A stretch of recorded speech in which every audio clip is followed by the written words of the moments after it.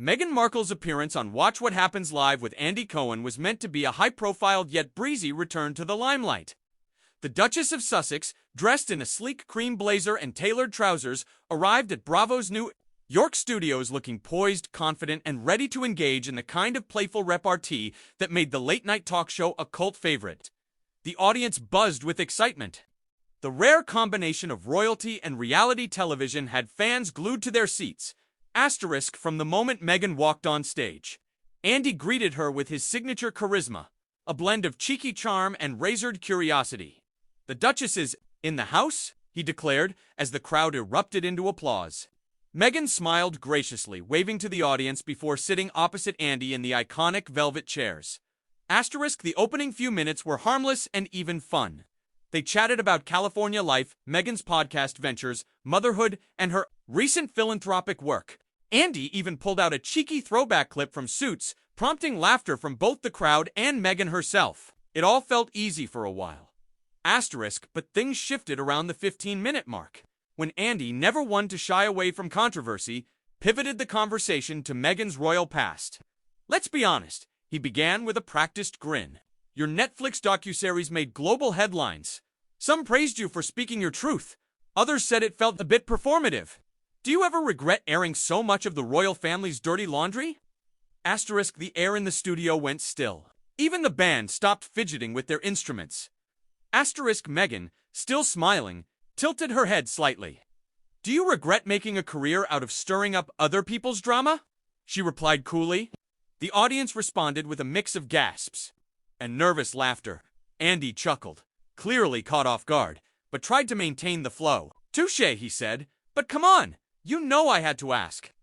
Asterisk, "I know," Meghan replied smoothly, crossing her legs. "But there's a difference between asking questions and perpetuating narratives that hurt real people." Asterisk.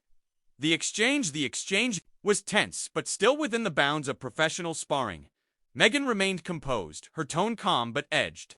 Andy, sensing the shift, decided to double down, a gamble he'd taken successfully with many guests in the past. He brought up anonymous insider reports, alleged feuds with staff, and speculation that Meghan had grown difficult on sets and during public appearances.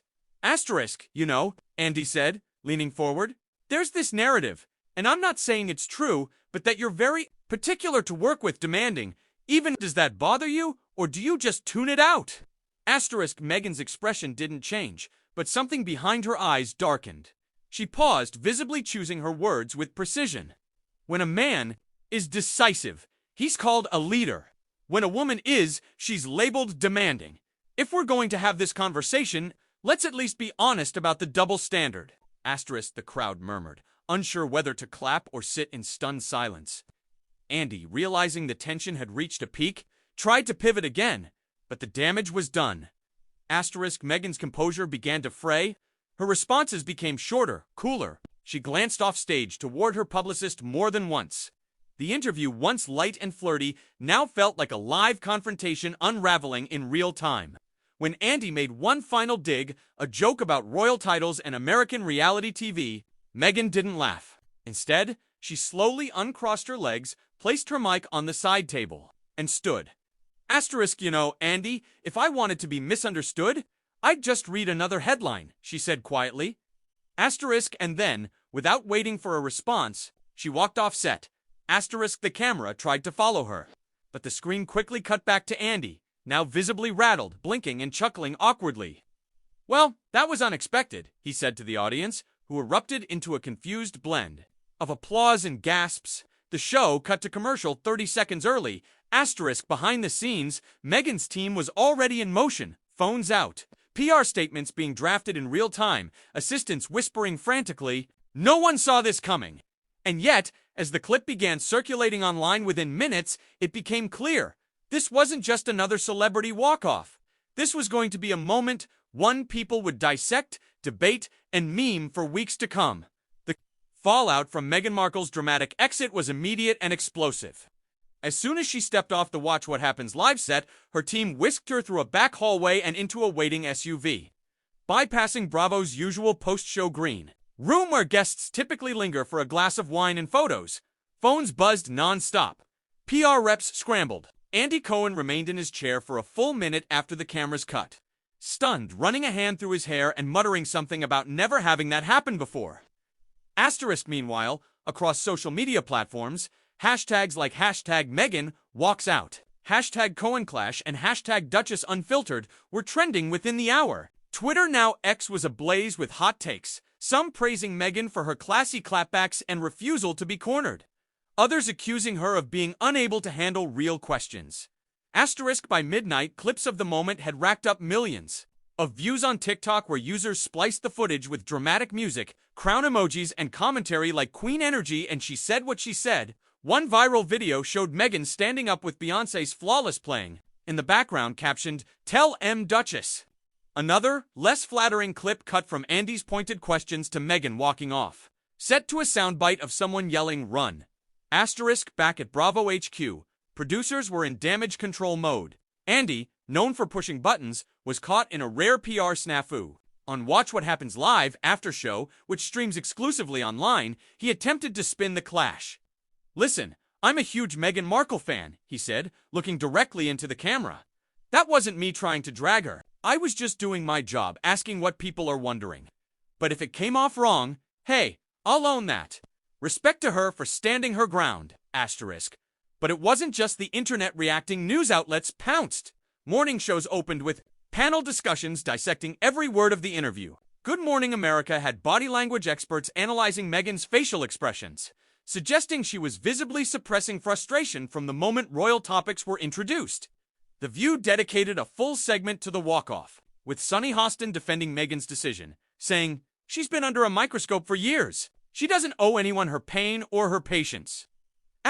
Within 24 hours, Meghan's spokesperson released a brief, measured statement. The Duchess agreed to the interview under the understanding that it would focus on her philanthropic work, motherhood, and creative projects. She will always advocate for respectful dialogue and reserves the right to remove herself from situations that don't align with those values. It was pure PR gold, firm but gracious, assertive without naming names. But the statement only fueled speculation.